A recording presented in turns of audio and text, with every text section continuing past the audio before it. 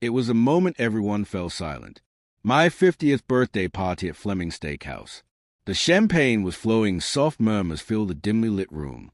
My wife, Jessica, stood up, tapped her glass with exaggerated flair, and addressed our 40 guests. "I think everyone here knows who the true success story in this marriage is," she declared. Then came that familiar, hollow laugh, not entirely cruel, but sharp enough to wound. Poor David still drive that same old Audi, while I just made partner. She lifted her glass higher. "To my husband, who's been riding my coattails for 20 years. The room broke into uneasy laughter, some genuine, others forced. Our daughter, Mia, home from her first year at Princeton, laughed the loudest, her gaze fixed on her phone. I didn't react. I didn't argue. I simply smiled. Because sometimes silence is a man's sharpest weapon. What no one in that restaurant realized, what not a single person thought to consider, was that every dollar in our joint accounts, the lake house Jessica loved flaunting, even Mia's full ride to Princeton that Jessica proudly claimed was secured through her networking, all of it had come from my family trust and the quiet investments I'd nurtured for 2 decades. They didn't know because I never bragged, never held it over them, never used it as leverage. I looked around at the room. Jessica's law firm colleagues, our country club acquaintances, the neighbors from Westlake Village, all laughing at my expense. And in that moment, something inside me shifted permanently. I saw my wife of 20 years not as a woman I'd fallen in love with, but as someone who had forgotten who I truly was. So I rose calmly, placed my napkin beside the untouched slice of birthday cake, walked out of Fleming's front door, and left everything behind. But what they didn't know was that I was about to dismantle the life Jessica had taken for granted. Before we go further, allow me to introduce myself. I'm David Mitchell, 50 years old, a financial advisor, though I haven't worked directly with clients in years. I manage our family's portfolio, mostly real estate and a few tech startups that turn out surprisingly well. I'm not flashy. I don't need to be. That's Jessica's specialty. We met at Stanford Law. I dropped out after my first year when my father passed unexpectedly, leaving me the family business to handle. Jessica stayed, graduated with honors, and has never let me forget it. She built her career piece by piece at Bennett, Crawford & Schmidt, one of Seattle's most prestigious firms. 20 years ago, it was a drive that drew me in, her brilliance, her relentless focus. But somewhere along the line, that drive turned corrosive. We have one daughter, Mia, 19 now, studying political science at Princeton. She's brilliant but entitled, a mirror image of her mother, right down to the dismissive I roll every time I speak. I once believed our marriage was solid, not perfect, but strong. I handled the finances, kept the home running, attended every one of Mia's soccer games when Jessica was too busy with clients. I was a steady presence, the foundation they leaned on, until I wasn't. Looking back, I can trace exactly when things began to fracture. 6 years ago, Jessica was passed over for partner the first time. She came home late that night, kicked off her heels so hard one cracked a baseboard, and poured herself a double scotch. "Richard got it," she said flatly. Richard, with his mediocre briefs and country club buddies. I sat beside her, wrapped an arm around her shoulders. "I'm sorry, Jess. You deserved it more." She stiffened under my touch. "What would you know about deserving partnership? You've never had to fight for anything in your life." Her words stung, but I let them pass. She was hurting. "You'll make partner next time," I told her gently. "You're the best lawyer they've got." She emptied her glass. "Next time, I won't be so naive. It's not about brilliance. It's politics and perception." Then she looked at me, really looked at me. "We need to make some changes." Those changes came fast. Jessica started working longer hours, networking relentlessly. Our home turned into a stage for dinner parties with senior partners. She upgraded her wardrobe, joined charity boards, even took up golf, though she despised it. She was crafting an image, the brilliant attorney, the perfect wife, the community figure. And slowly, my place in that image disappeared. I wasn't her partner anymore, just a prop, rolled out for events, expected to smile and complete the illusion. The shift became clear last summer at our neighbor's anniversary party. I was sharing a light story about a fishing trip to Montana, nothing special. when Jessica interrupted mid-sentence. "David, honey, no one wants to hear about your fishing buddies," she said, patting my arm like I was a child. "Let's talk about something interesting." She turned to the group, and the laughter that followed said it all. "Did I tell you about the Harper merger?" Jessica interrupted smoothly, her voice slicing through mine. "My team closed it last week." I fell silent, swallowing the rest of my story. Our friends immediately turned toward her, nodding eagerly, waiting for details of Jessica's latest triumph. I sat there, invisible. Later that night, I brought it up quietly. "That was humiliating, Jess. You completely dismissed me." She didn't look up from her iPad. "Don't be so sensitive. No one wants to hear fishing stories when there's a $300 million merger to talk about." "That's not the point," I said. "Then what is the point, David?" She finally met my gaze, irritation flashing in her eyes. "You spend your days golfing and taking fishing trips while I'm out here building career. The least you could do is recognize when you're boring people." I said nothing. What could I? Should I have told her that my golfing included managing the investments that paid for our entire lifestyle? That the fishing trip was a rare break after months of running everything at home? I'd never thrown our financial reality in her face before. It always felt beneath me. So I just walked away. But something shifted that night, a small, almost invisible crack in the foundation of what I thought we had. After that, I started to see it everywhere. The way Jessica scrolled through her phone while I spoke at dinner. The way she introduced me at firm events. My husband, David, without ever mentioning what I did. The way she stopped asking for my input on decisions about our life, our home, our daughter. One rainy Tuesday, I decided to surprise her. I'd been downtown for a meeting with a startup founder I was considering investing in and thought, why not bring Jessica lunch? We hadn't eaten alone in weeks. The receptionist smiled politely when I walked in. "Mr. Mitchell, nice to see you. Is Jessica available?" "I thought I'd steal her for lunch," I said lightly. Her smile faltered. "Oh, I'm sorry. She's already out to lunch with Mr. Crawford and the Westport team." "Of course." I nodded. "No problem. Could you let her know I stopped by?" The receptionist hesitated. She left specific instructions not to be disturbed, but I can tell her tomorrow. I forced a smile. "No need. It was just a thought." As I waited for the elevator, Jessica's assistant, Melanie, hurried over, her tone hushed. "David," she said, glancing around, "Jessica's not at lunch with Crawford." I frowned. "No." Melanie shook her head. "She's with Thomas Bennett, the founding partner's son. They've been having lunch a lot lately." The elevator doors opened. I stepped inside, my mind racing. "Thanks, Melanie." "I just thought you should know," she whispered as the doors closed between us. I didn't jump to conclusions. Thomas Bennett was Jessica's golden ticket, young, ambitious, with a direct line to the firm's leadership. Of course, she'd be cultivating that relationship. It was business. But that night, when Jessica breezed in at 9 p.m., smelling of expensive perfume and carrying a Nordstrom bag, I watched her with new eyes. "Good meeting with Crawford?" I asked casually. She set down her bag, kicked off her heels. "Him? Oh, yes. Productive. What's in the bag?" She smiled, pulling out a deep burgundy silk tie. "For you. I saw it and thought it would bring out your eyes." I rubbed the fabric between my fingers. "What's the occasion?" "The firm's gala next month. We need to look perfect." She kissed my cheek lightly and headed upstairs. "I'm exhausted. Don't wait up." I sat there, staring at that tie long after she'd gone to bed, wondering if it was a peace offering, a guilty conscience, or just another prop for her flawless facade. One evening, I overheard her on the phone with her sister. "David? No, he's just watching baseball or something," she said, laughing softly. "You know how he is, content with the absolute minimum. No ambition whatsoever." That's what she said. 20 years of partnership, reduced to no ambition whatsoever.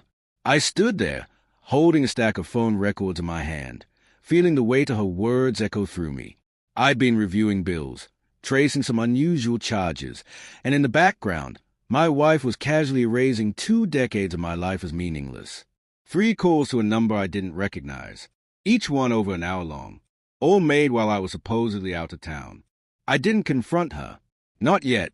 I just filed that detail away, another fracture in a foundation already splitting apart.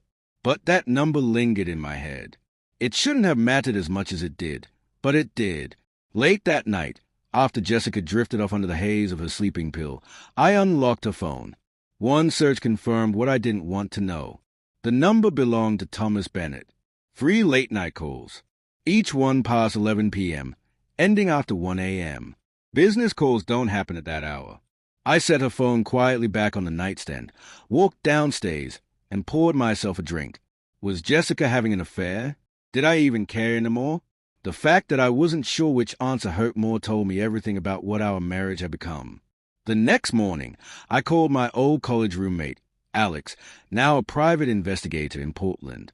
I need information, I told him, keeping my voice even. On your wife? He asked, not surprised. 25 years of friendship meant he'd seen the slow decay long before I admitted it. On Thomas Bennett, and maybe on Jessica's activities while I'm away. He was quiet for a long moment. You sure you want to go down that road, Dave? Sometimes it's better not to know. I need to know exactly what I'm dealing with. He sighed. All right, give me a week. That week crawled by like a lifetime. I moved through our days like a man acting out a role. Smiled at breakfast. Asked about Jessica's cases. Helped Mia with her political theory paper over Zoom. Everything looked normal from the outside, but inside, everything was collapsing. When Alex's report finally arrived, encrypted, detailed, it confirmed what I already knew in my gut. Thomas Bennett had a reputation. Predatory. 2 quiet settlements in the past 5 years. Separated from his wife. And yes, he and Jessica had been seen together outside of work. Intimate dinners. Drinks at the Four Seasons.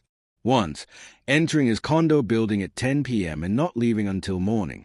The evidence wasn't absolute, but it didn't need to be. I knew. I closed the file and sat in the dark of my office, the light from the monitor fading across my face. I should have felt anger, betrayal, heartbreak. Instead, there was only clarity, cold and final. This wasn't about love. It hadn't been for years.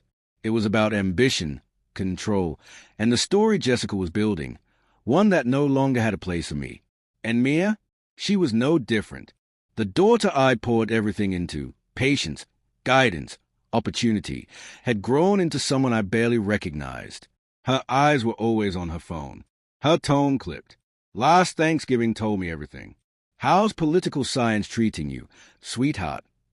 I asked, passing her the sweet potatoes. It's whatever, she muttered, not even glancing up. She's thriving. Jessica jumped in smoothly. Professor Harmon said she's the most promising student he's had in years. The 2 of them shared a smile, a private exchange I wasn't part of. When did you speak with a professor? I asked. Oh, I have lunch with several faculty members whenever I'm in Princeton for work, Jessica replied. Networking is everything.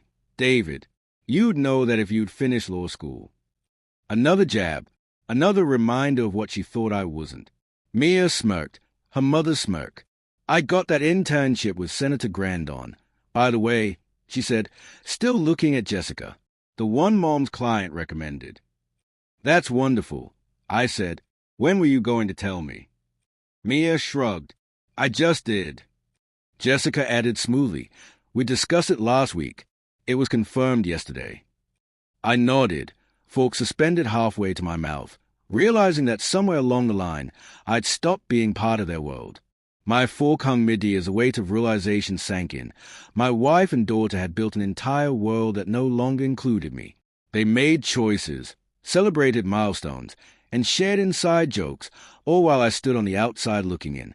That night, I sat down with our financial statements again, and the truth stared back at me. Mia's so-called full scholarship to Princeton, a fabrication.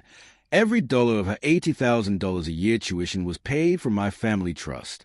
The lake house Jessica flaunted at firm retreats, bought outright from the profits of a tech investment I'd made 10 years ago.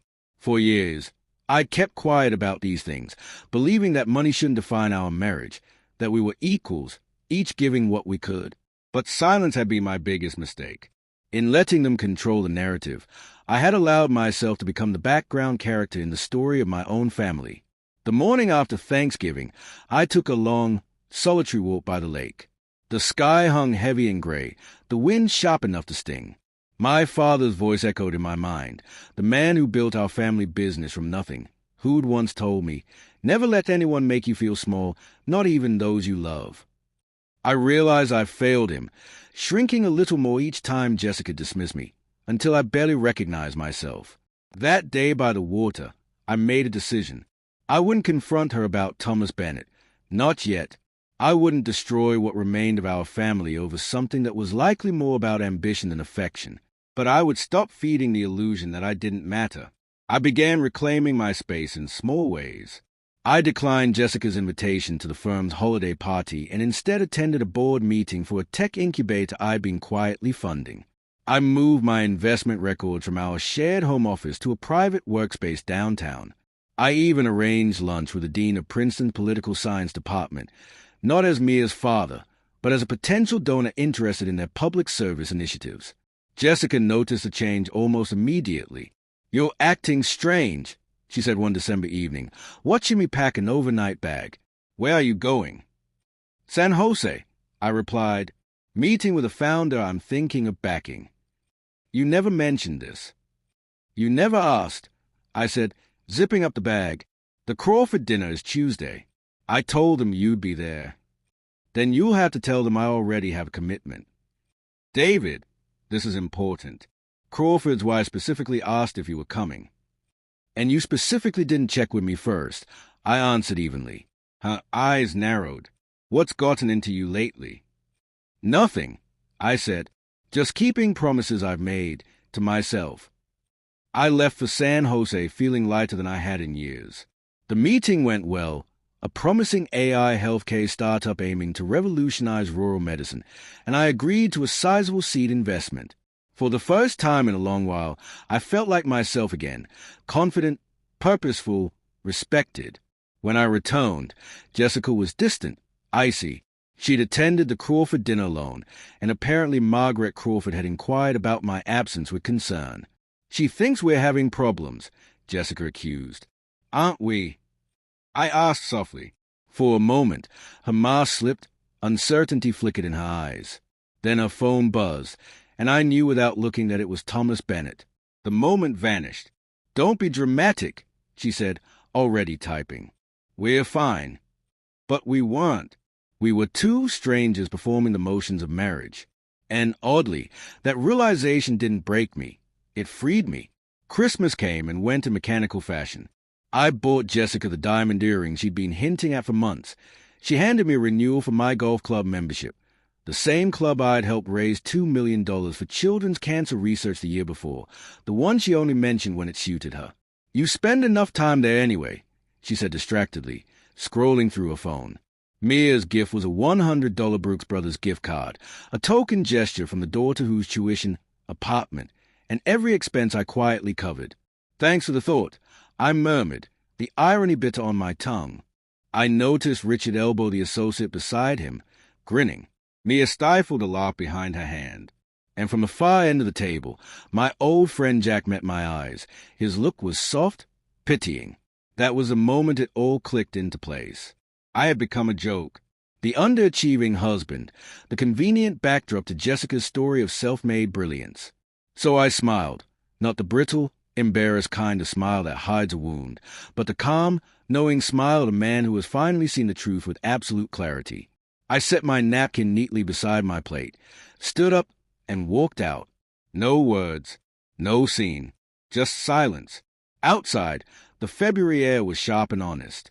I got into my unassuming Audi and started driving. Not home, not to the house that had long since stopped feeling like mine, but to the lake house on Mercer Island. When I arrived, the place was quiet, almost painfully so. Everything was in its place, immaculate and soulless. I sat out on the deck, watching the Seattle skyline glitter across the dark water. My phone buzzed again and again. Jessica, then Mia, then Jessica once more. I switched it off. For the first time in years, maybe decades, I let myself feel everything. The humiliation, the invisibility, the slow, grinding erosion of my dignity. And beneath all that, a pulse of anger, old, buried, and suddenly alive. I spent the night there, listening to the water slap against the dock. At sunrise, I drove downtown, not to the investment firm that sometimes used my name for prestige, but to my own office, a space I own on 4th Avenue. One more thing Jessica had always dismissed as just a side project. Monica, my assistant, looked startled when I walked in. "Mr. Mitchell, happy belated birthday. We didn't expect you today." "Change of plans," I said evenly. "I need meetings with my attorney, my accountant, and the bank. Today, if possible." Monica nodded, already typing. By noon, my calendar was full. First came my attorney, James Harlow, the man who had drafted my family trust after my father passed. "I'm ready to move on those changes we discussed," I told him. "All of them?" he asked, raising an eyebrow. "All of them. Today." By the end of the day, the new reality was in motion. The lake house was officially in my name alone. Mia's unlimited credit card, replaced with one carrying a modest limit. The family trust that covered her tuition, rewritten. Princeton would still be paid for, but her future inheritance would now depend on completing her degree and performing 2 full years of public service. And then there was a firm, Bennett, Crawford and Schmidt, where Jessica had just made partner. Years ago, she convinced me to invest through a holding company, arguing it was good business sense. What she never realized was how large that investment had become, nearly 18% of their operational capital. That afternoon, I withdrew the entire stake. It wouldn't bankrupt them, but it would hurt enough to rattle their planned expansion into Los Angeles. Finally, I made one phone call. "Robert Bennett," came the voice on the line. "Robert, it's David Mitchell." "David, what a pleasant surprise. Jessica just made partner. You must be proud." "About that," I said calmly, "we should meet. There are things regarding your son and my wife that you need to hear." A pause. Then, "Coolly, I see. When?" "Tomorrow. Metropolitan Grill. Noon. I'll be there." That night, I stayed again at the lake house. My phone lit up endlessly with Jessica's calls and texts, each one more frantic than the last. I didn't answer. Let her wonder. Let her sit in the silence she had built around me for years. Let her, for once, feel powerless in someone else's story. The next morning, a new message arrived. "Mia, Dad, where are you?" "Mom's freaking out." I finally replied, "I'm taking some time for myself. I'm safe." Her response came instantly. "Mia, whatever. Just call Mom. She's being dramatic. No concern. No warmth. Just irritation that my absence was inconvenient." 3 hours later, everything changed. "Dad, something's wrong with my credit card. The bursar's office also called about tuition. Are you doing this?" I didn't respond. Let her figure it out. Some lessons shouldn't come with explanations. My lunch with Robert Bennett was illuminating. We met in a quiet corner booth at the Metropolitan Grill. Robert was all old-school charm. Silver hair, tailored suit, the kind of man who built empires by pretending to listen. I laid everything out with the calm precision of a man who'd rehearsed every word. The late-night calls, the private dinners, the overnight stay at Thomas's condo. I didn't embellish. I didn't accuse. I simply presented facts. Then I added what my investigator had uncovered. The prior harassment settlements, the quiet NDAs, the pattern of behavior that painted a very clear picture. "This pattern is troubling," I said, watching his face carefully, "and it poses a significant liability risk for your firm." Robert's expression tightened. Thomas has always been impulsive, but this crosses a line. "Yes," I said evenly. "It does." He leaned back. "What do you want, David?" "I want Thomas removed from any leadership position. I want a full review of your firm's harassment policies. And I want Jessica's partnership status reconsidered, given her involvement in ethical lapses." He studied me for a long moment, eyes cold behind his glasses. "And your investment withdrawal?" That stands, I said. I'm no longer comfortable having my capital tied to your firm. You realize this will cause significant difficulties for us. Yes, I said simply. I do. When I left the restaurant, I felt lighter than I had in years. Not vindicated, just clean. I wasn't a vindictive man, but there was something deeply satisfying about finally standing up straight, refusing to be the backdrop in someone else's narrative. When I returned to the lake house, Jessica was waiting in the driveway, her Tesla parked crooked, door still half open. She looked undone. Her perfect hair was windblown, her suit jacket wrinkled, her usual veneers stripped away. "What the hell are you doing?" she demanded as I stepped out of the car. "The credit cards, Mia's tuition, the firm investment. Are you having some kind of breakdown?" I regarded her calmly. No breakdown, just clarity. You can't just withdraw millions from the firm without warning. Do you have any idea what that's going to do to our reputation? To my position? Your position, I repeated quietly. That's what matters to you, isn't it? Not the fact that you humiliated me in front of 40 people. Not the fact that you've been sleeping with Thomas Bennett. Just your precious position. Her face blanched. How did you? I've known for months. Jessica, did you really think I was that oblivious? That pathetic? It wasn't an affair, she said quickly, her voice shaking. It's complicated. No, I said. It's actually very simple. You saw a way to climb faster, and you took it, no matter the cost. That's not fair, she snapped. What's not fair, I cut her off, is turning your husband into a punchline in your success story when that same husband has been bankrolling your entire life. She flinched like I'd struck her. Is that what this is about? Money? You're punishing me because I hurt your male pride. This isn't about pride, I said quietly. It's about respect. Something you stopped showing me a long time ago. So what now? She demanded, voice rising. You're divorcing me? Cutting me off? I haven't decided yet, I said evenly. But I've reclaimed what's mine, my dignity, my property, and my independence. What happens next is up to you. Before she could answer, her phone rang, the firm's ringtone, shrill and unmistakable. She answered instinctively, her expression draining of color as she listened. I couldn't hear Robert Bennett's words, but I didn't need to. I could read every emotion flickering across her face. Shock, denial, panic. "Robert, please," she said, her voice trembling. There must be some misunderstanding. A pause. Then she swallowed hard. "But I just made partner. You can't possibly." More silence. Her hand trembled. "Yes, I understand. I'll be there tomorrow." She hung up slowly, her eyes finding mine. Fury, disbelief, and something else underneath. "Faye, you went to Robert," she said, her voice barely above a whisper. "I did. They are suspending my partnership pending an ethics review. Thomas has been placed on indefinite leave."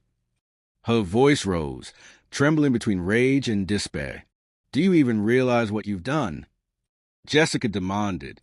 "I've done exactly what you always told me to do," I replied calmly. "I strategized. I worked hard. I used every resource at my disposal for maximum effect." I gave a faint, knowing smile. "Isn't that your definition of success?" In a flash of anger, she stepped toward me, hand raised to strike. I caught her wrist midday, firmly, but without hurting her. "Don't," I said quietly. "You've already lost enough dignity for one day." I let go, and she stumbled back, tears forming, real ones, for the first time in months. "What do you want from me?" she whispered. "I want you to understand what you've destroyed," I said evenly. "Not just a husband who loved you, but the very base that held up everything you've built." "And then," she asked, voice cracking, "you'll forgive me? We'll fix this." "I don't know," I said, shaking my head. "That depends on whether there's anything left worth fixing."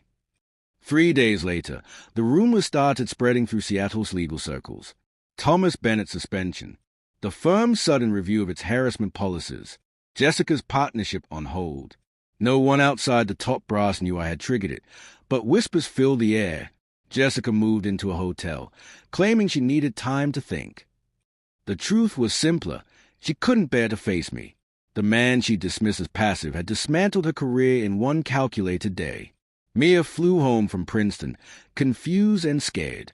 She found me at the lake house, sitting on the porch with a glass of whiskey, watching the sunset paint the water gold. "Dad," she said hesitantly, "what's going on? Mom won't really tell me." "Your mother made her choices," I said. "Now she's living with them." "But what about my tuition? My card? Are you punishing me too?" "Not punishing, teaching," I answered. "You're an adult now, Mia. Time to understand where your comfort comes from and what it costs." She sat beside me, unusually quiet. "Mom said you were jealous of her success," she murmured, "that you couldn't stand her making partner." I laughed, low and bitter. "That's what she told you. She said it wasn't fair that you held her back. And you believed her." Mia looked away. "I don't know what to believe in anymore." "Then let me clear it up," I said. "Your tuition? Me. Your apartment in Princeton? Me. The credit card you max out every weekend? Also me." Her eyes widened. "But Mom said—" "Your mother's been taking credit for everything I provided, just like she's taken me for granted." I paused, letting the words settle. "You can keep believing her story, but from now on, your lifestyle will match the truth." Over the next week, Jessica tried to reach me through her sister, our friends, even her lawyer. I ignored them all. This wasn't a discussion. It was justice, and it would happen on my terms. 10 days after I walked out of Fleming's, she showed up at the lake house alone. The confident, polished woman was gone. She looked exhausted, defeated. "I met with the ethics board," she said quietly. "They've officially revoked my partnership offer." I nodded, silent. "Thomas was fired," she continued. "Apparently, more women came forward once they realized they'd be heard." She hesitated, her voice trembling. "It wasn't what you think. David, we never—" I lifted a hand to stop her. "I don't care about the details, Jessica. The betrayal wasn't physical, it was moral." She nodded weakly, tears filling her eyes. "I know that now," Jessica said softly, taking a shaky breath. "I'm sorry, David. Truly. For the toast, for Thomas, for all of it." 20 years together, I murmured, "and it took losing everything for you to finally see me. That's the real tragedy, Jessica." Her eyes filled again. Can we try to make this right?" she asked, her voice trembling. I looked at her, really looked. The face I'd once adored, now lined with guilt and exhaustion. The same face that had so often looked at me with cold detachment. "I don't know," I said honestly. "But if we do, it won't be easy. And it won't happen by your rules anymore. You'll need to decide if you can live with that." That night, she went back to her hotel, back to the wreckage of the career she'd put above our marriage. I didn't know if she'd come back. I wasn't sure I wanted her to. But I did know one thing. I would never again make myself smaller just to fit inside someone else's story. My value would never again depend on another person's ambition. 2 weeks later, an unexpected name flashed across my phone. Thomas Bennett. His voice was clipped, simmering with barely contained rage. "Mitchell," he spat, "we need to talk." "Do we?" I asked evenly. "You've destroyed my career, my reputation, all because your wife preferred my company over yours." Pretty weak response for a man. I almost laughed. "Fascinating take, Thomas. Is that what you told the other women too, before they came forward?" There was a pause. "Those accusations are nonsense." "Yet here you are," I said coolly, "fired by your own father's firm. Quite a drop from the top, don't you think?" "This isn't finished," he hissed. "I have connections you wouldn't believe." "So do I," I replied. "Mine just don't rely on exploiting women or living off Daddy's name. Best of luck on the job hunt. Thomas, I hear the market's rough for disgraced executives." I hung up, a faint smile crossing my face. That call told me everything I needed to know. A man defending an innocent friendship wouldn't sound that bitter about losing it. Within days, Seattle's legal circles were buzzing. Everyone had their own version of the story. Some claimed Jessica had stolen client money. Others whispered about her affair with a senior partner.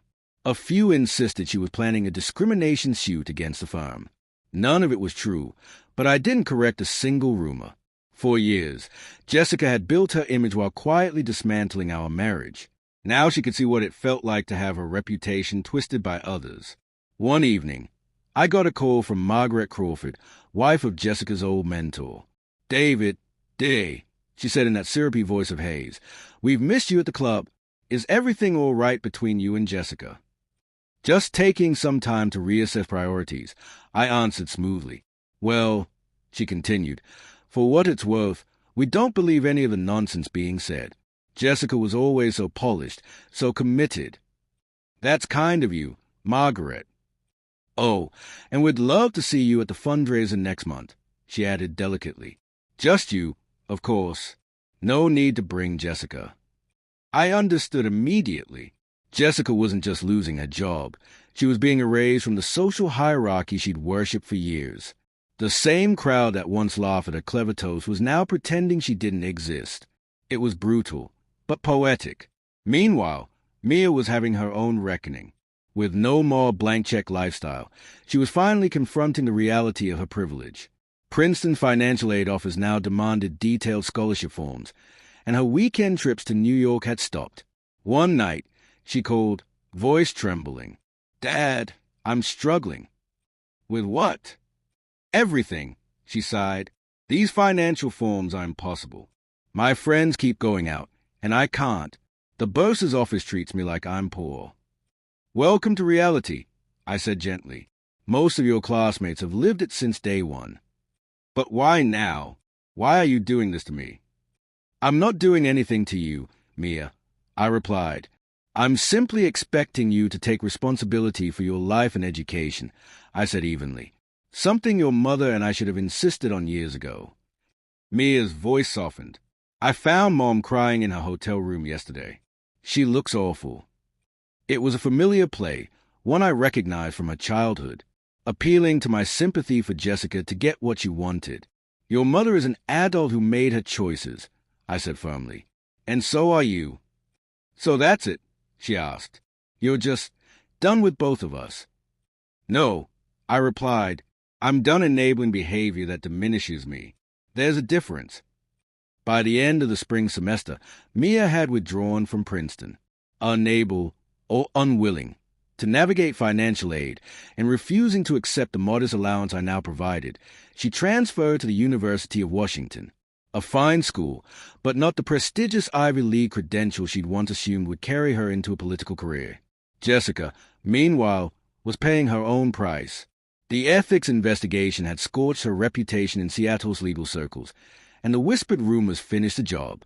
After 3 months of failed interviews at comparable firms, she accepted a position at a small family law practice in Tacoma, a steep fall from the world she'd once commanded.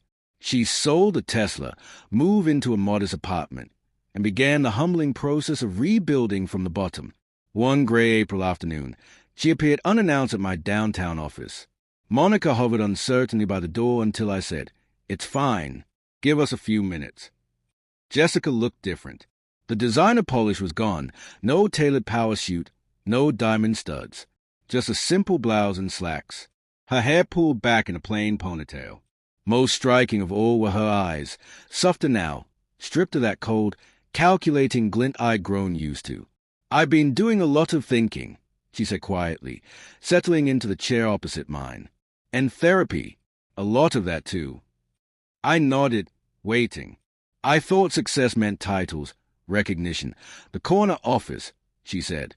"I thought if I just achieved enough, I'd finally feel worthy." She looked straight at me. "But all I've done is destroy the one genuine thing I ever had." "Our marriage was real once," I said softly. "I was so focused on being seen by everyone else," she whispered, "that I stopped seeing you." She took a long breath. "I don't expect forgiveness, or even a second chance. I just needed you to know that I understand now what I lost, who I lost." I studied her face, searching for performance, for manipulation. There was none. "What do you want, Jessica?" I asked finally. A chance to start over, she said. Not as husband and wife, at least not yet, maybe just as friends, people who once knew each other and might learn to again. I thought for a long moment. The old Jessica would have demanded reconciliation, tried to twist my empathy into leverage, painted herself the victim. But the woman sitting before me wasn't that person anymore. I'm having dinner at the lake house on Friday, I said. Nothing fancy, just grilling on the deck. You're welcome to join me. A small, genuine smile touched her lips, absent the practiced perfection I remembered. I'd like that. She rose to leave, then paused at the door. For what it's worth, I'm proud of what you did. Not to me, that hurt like hell, but standing up for yourself, being the man I always knew you were, but was too selfish to appreciate. After she left, I sat alone, watching rain trace patterns across the windows of the building I owned, the quiet empire I'd built while she collected the spotlight. I didn't know if I could ever trust her again, or if our marriage could, or should, be salvaged. But for the first time in years, we were finally seeing each other clearly, without the distortion of her ambition or my silence. Mia was coming to dinner Friday, too, part of her own slow reconciliation with the truth of her upbringing. She was working part-time now, earning instead of receiving, learning, perhaps, what worth truly meant. Maybe, just maybe, we could build something from the ashes, not the same family, but a more honest one. Whatever came next, I would face it as myself, not as Jessica's accessory, not as Mia's ATM, but as David Mitchell, a man who had finally remembered his own worth, and who would never again let anyone make him forget it.